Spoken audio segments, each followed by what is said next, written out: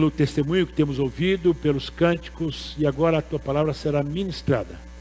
Usa, Senhor, o teu filho de forma que nós, Senhor, tenhamos entendimento claro sobre aquilo que o Senhor quer falar conosco. E que a tua palavra, Senhor, possa de verdade, nessa noite, mover corações e transformar vidas. Minha oração, meu pedido no nome de Jesus. Amém.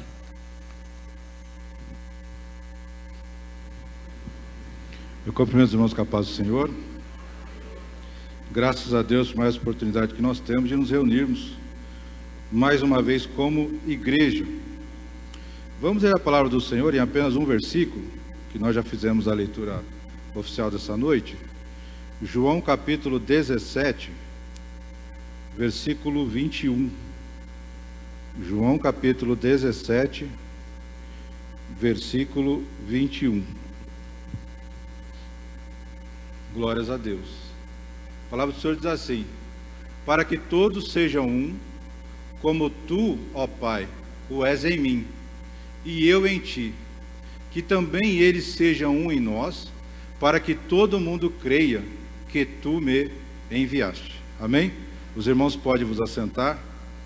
Graças a Deus que nós estamos aqui nesta noite como igreja, e por tudo que nós já ouvimos, todos os louvores foram cantados, testemunho, isso vai aumentando a nossa fé e alegrando o nosso coração.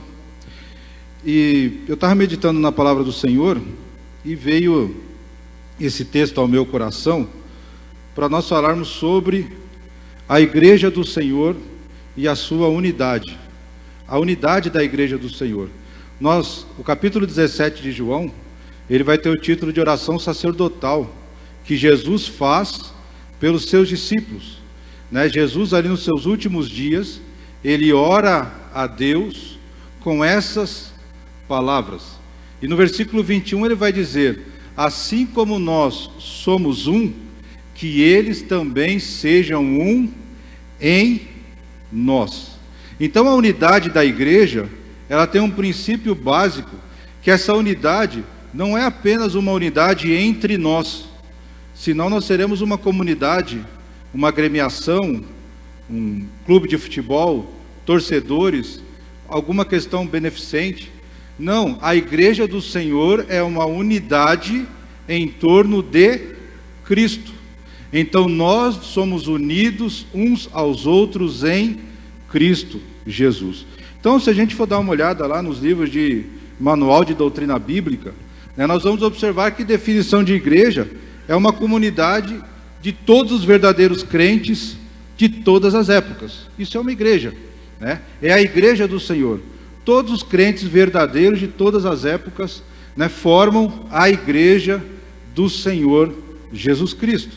Então, nós podemos dizer que nós temos a igreja que ela é invisível, que são a formação de todas as pessoas que creem em Jesus. E aí uma coisa interessante é que esses manuais, eles vão dizer que a igreja invisível é aquela como Deus vê, porque Deus, ele conhece aquele que são seus. Isso está escrito lá em 2 Timóteo capítulo 2, versículo 19, porque Deus conhece os que são seus.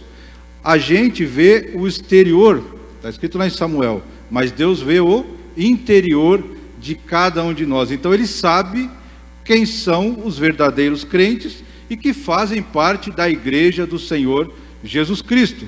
E nós vemos a igreja visível, através dos frutos, através da forma como as pessoas vivem de acordo com as adversidades e em comparação com o comportamento segundo a palavra de Deus. A forma como nós nos arrependemos, não só a forma como nós não pecamos, porque nós podemos pecar, e nós pecamos, mas o que nós fazemos a partir de então? Nós temos um coração contrito, nós pedimos perdão a Deus, nós oramos ao Senhor e falamos: eu errei e eu preciso me reconciliar com o meu Deus. Então nós vemos essa igreja visível, nós reconhecemos os nossos irmãos.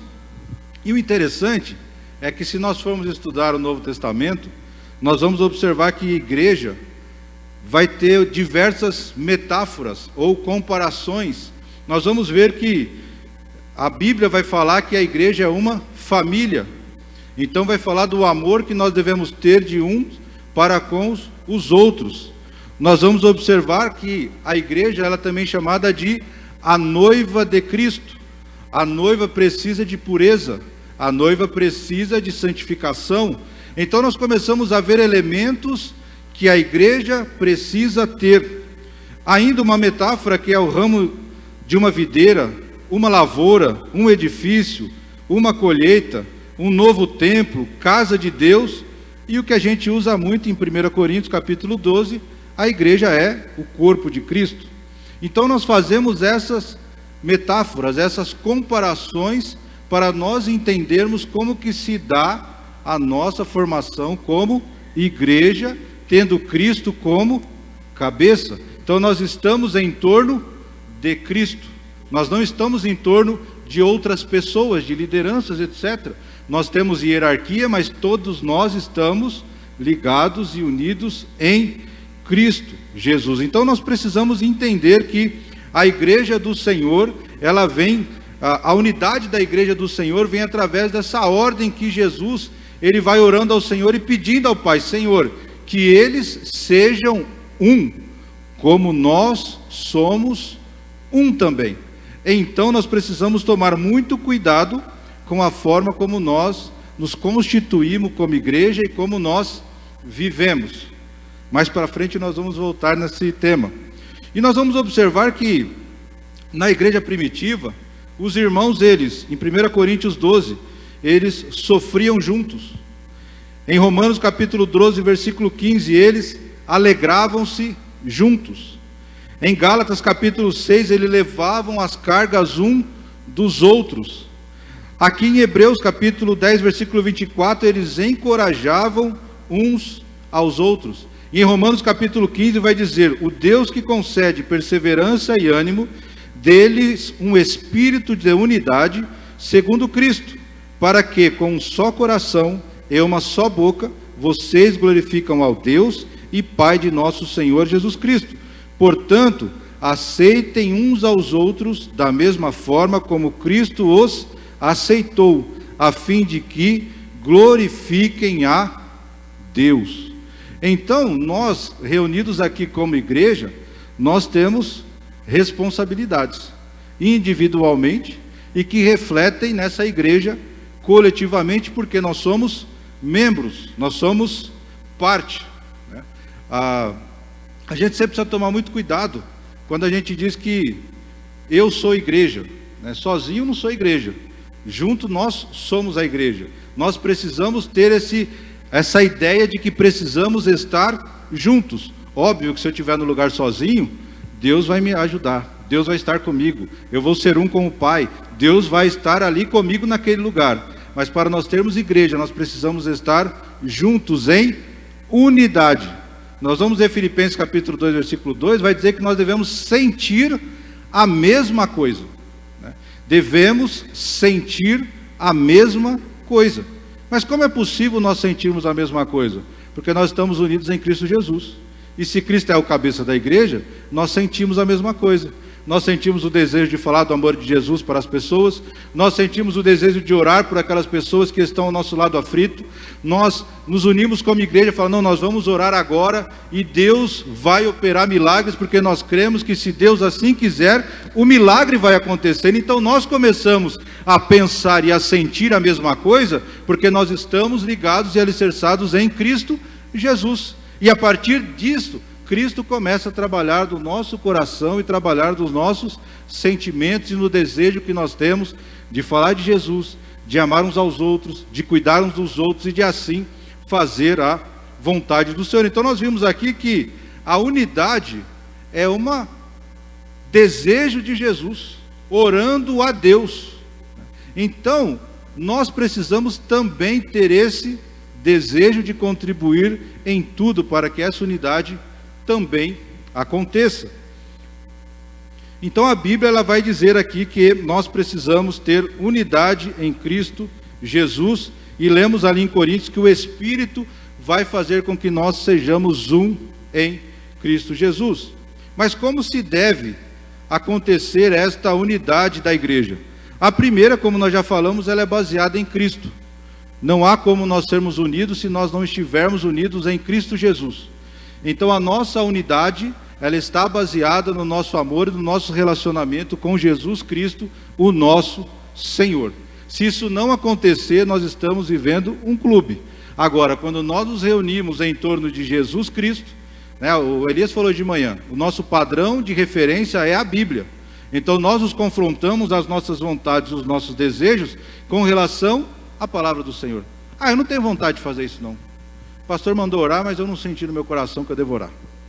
Eu senti no meu coração que Deus já sabe de tudo, então eu orei quando aceitei Jesus, falei: Jesus, o Senhor sabe de todas as coisas, faz o que o Senhor quiser na minha vida, e a partir daí eu estou em Jesus e Ele já sabe tudo que eu preciso, que eu desejo, e não vou orar mais, né? O que diz a palavra do Senhor? Ela vai dizer que a gente deve orar sem cessar, que a gente deve orar em todo o tempo. Então, se você está desejando uma coisa diferente da palavra do Senhor, você está errado. Se eu estiver desejando alguma coisa contrária àquilo que o Senhor nos diz através da sua palavra, quem está errado? Sou eu. Não é a palavra de Deus que está errada. A palavra de Deus é a nossa fonte da verdade. Então nós sempre nos confrontamos as nossas vontades e os nossos desejos com a palavra do Senhor. Essa unidade se dá em amor. João capítulo 13, versículo 34 ao 35, diz assim: um novo mandamento lhes dou, amem uns aos outros, como eu os amei.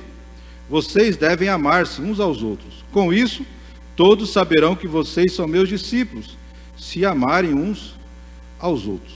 Então, esse texto ele é muito claro. Como que alguém vai me conhecer como um discípulo de Jesus? Se nós nos amarmos.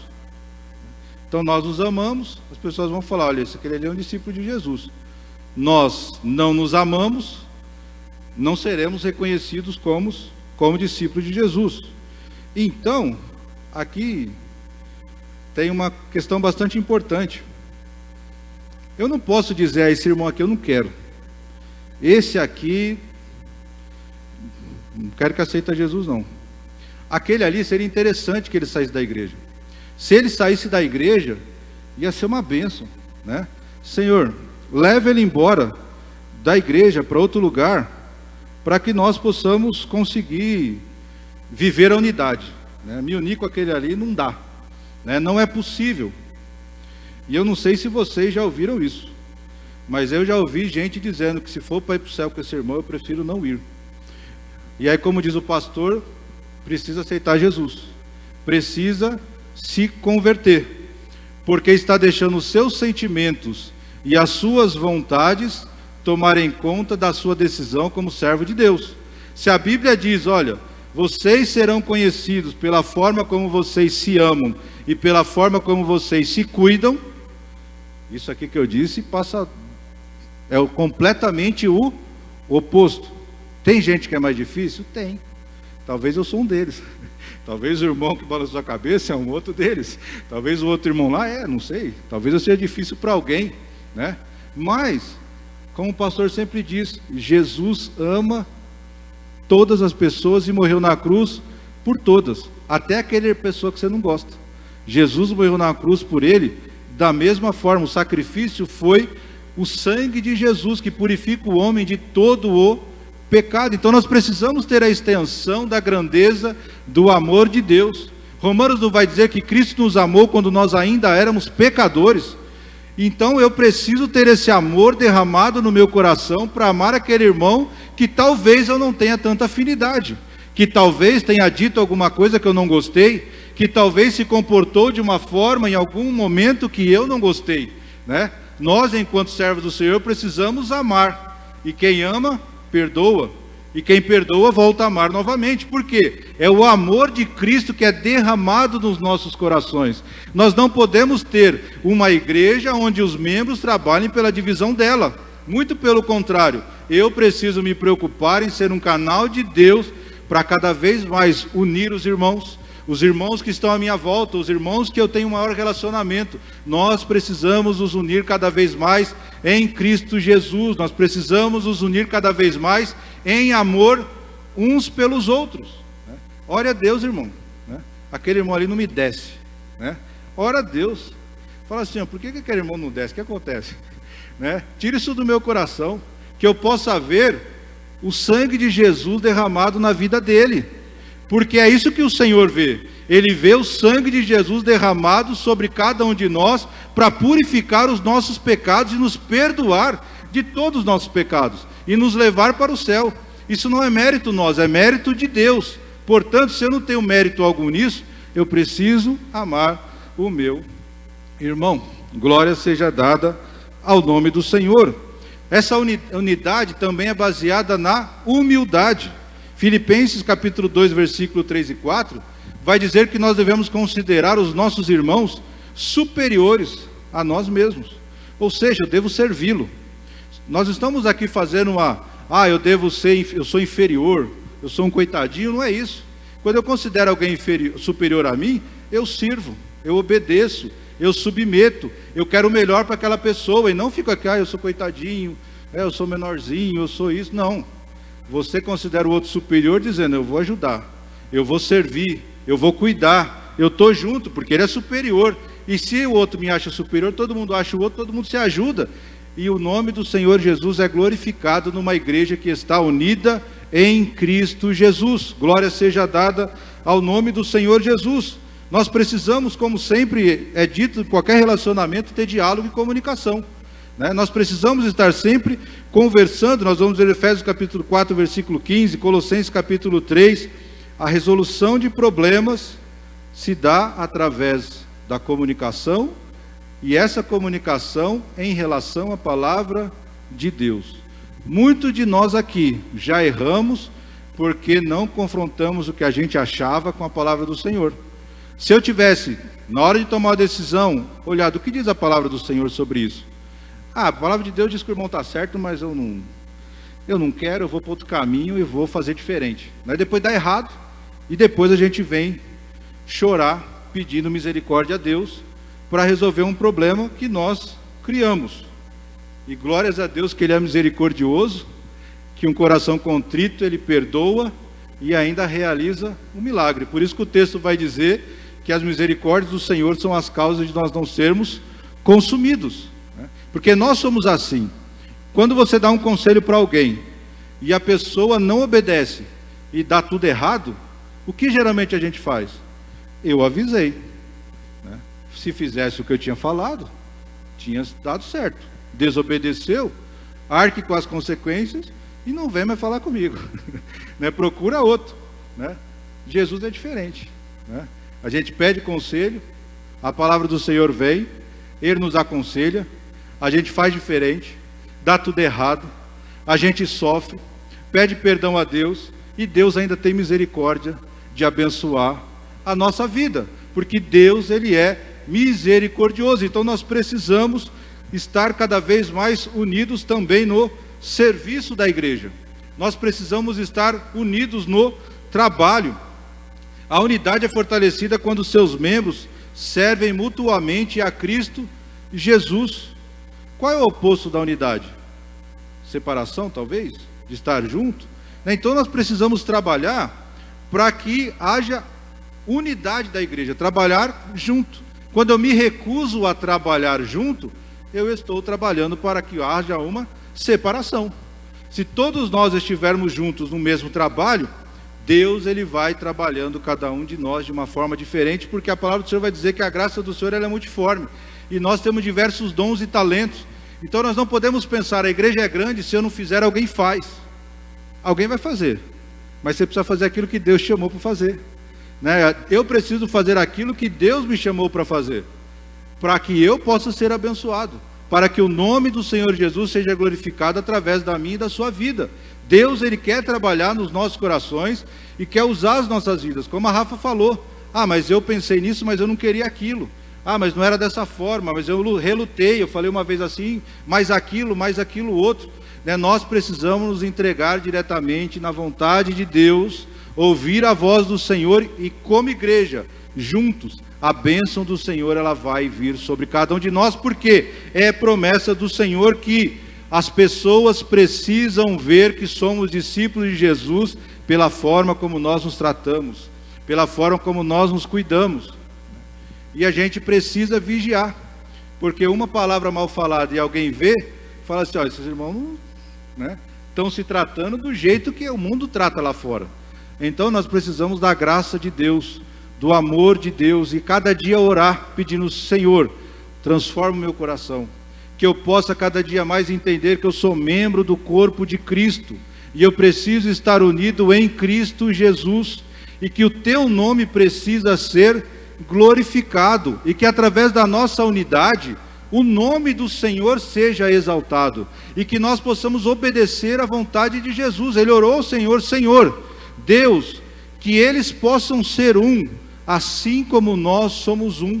Se você for estudar a Trindade, você vai ver o tamanho dessa unidade, que não pode se separar, e nós precisamos estar juntos. Você é importante para mim, eu preciso ser importante para você, e nós vamos nos ajudando mutuamente. A gente tem se reunido em pequenos grupos, a gente já começa a ver, quando você tem intimidade com alguém, conhece alguém, quando aquela pessoa pede oração, você fala assim, meu Deus, eu vou orar porque é meu amigo, porque eu conheço, porque é um servo em Cristo Jesus, eu estou junto com ele, vamos orar. Você ora até diferente. Nós precisamos fazer isso sempre. O pastor sempre fala, ora como se você estivesse aqui orando por você. Um dia o seu nome pode estar aqui, e isso é uma verdade absoluta. Um dia o nosso nome esteve aqui, o nosso nome estará, porque nós precisamos. Então nós precisamos estar unidos em Cristo Jesus, tendo empatia. Quando alguém que você conhece muito sofre, você chora, não tem como.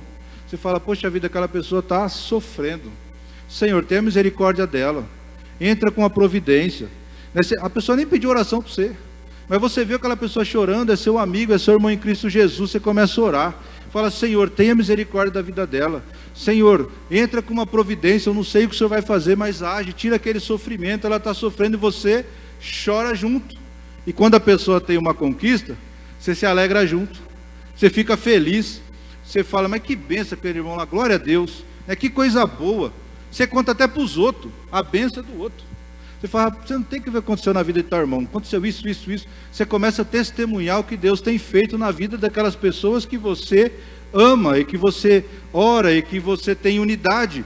E a igreja precisa ser todos nós andando juntos em Cristo Jesus, porque Ele é a cabeça da igreja, Ele é o nosso líder, é Ele que nos direciona.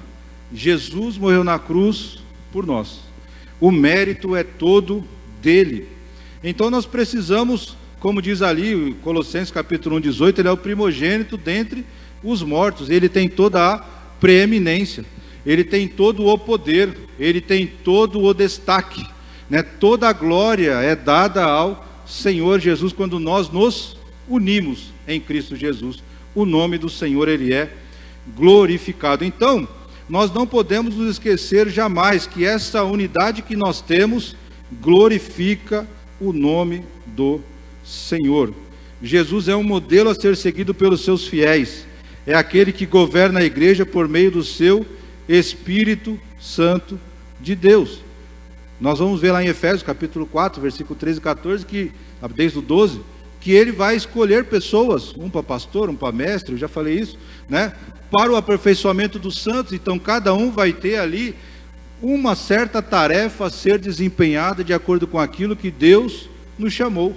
Mas sempre é o aperfeiçoamento dos santos, sempre é o crescimento dessa unidade. Nós precisamos ser um em Cristo Jesus. Então nessa noite, que essa palavra fique ardendo no seu coração. Não são os meus desejos, não são as minhas vontades, não é aquilo que eu penso, é aquilo que o Senhor quer que aconteça na sua casa, é aquilo que o Senhor quer fazer através de nós, é aquilo que o Senhor está nos direcionando a fazer, e assim nós vamos glorificar o nome do Senhor. A gente vai entrar na reforma, já deve ter aparecido umas 50 ideias, faz parte, A gente, olha, pastor, se colocasse um negócio aqui, outro, se colocasse um outro ali, e se colocasse isso, a gente quer ajudar, pastor, põe isso, põe aquilo. Aí depois que decidiu, tomou a decisão que é assim que vai ser feito, é assim que vai ser feito. Não vou lá não, eu sugeri para o pastor colocar um giroflex lá na igreja, ele não pôs, não vou, Eu queria pôr um negócio girando lá, uns dronezinhos dentro da igreja, ninguém pôs, então não vou. Não. A gente deve buscar a unidade no corpo de Cristo. Foi tomada a decisão A, B, C ou D?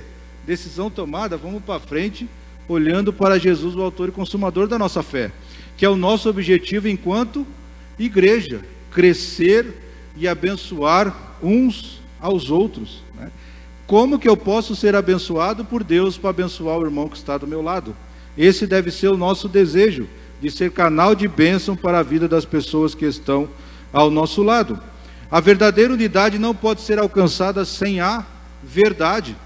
Jesus vai dizer: santifica-os na verdade, a tua palavra é a verdade. Então a nossa unidade, ela baseia-se na verdade. Nós estamos unidos a Cristo e nós estamos unidos pela palavra do Senhor, ou seja, na verdade. Então, confronte sempre os seus desejos e as suas vontades à palavra de Deus. Aqui em Coríntios capítulo 12, versículo 13, o escritor vai dizer, Paulo dizendo: pois em um só Espírito todos fomos batizados, em um só corpo, quer judeus, quer gregos, quer escravos, quer livres, e a todos nos foi dado um só Espírito. Então, irmãos, nessa noite, fique com essa palavra no seu coração. Nós somos uma igreja, nós fazemos parte da igreja de Cristo Jesus, nós estamos unidos por meio de Cristo, e Jesus, ele quer trabalhar na vida de cada um de nós. Se você tem uma dificuldade com alguém, ore por essa pessoa, ore a Deus, fala: Senhor, tenha misericórdia da pessoa, tenha misericórdia de mim, que nós possamos ser um em Cristo Jesus, que a palavra do Senhor possa habitar no nosso coração e que nós possamos juntos crescermos em Cristo Jesus, estarmos num relacionamento sólido com a palavra do Senhor em Cristo, todos juntos.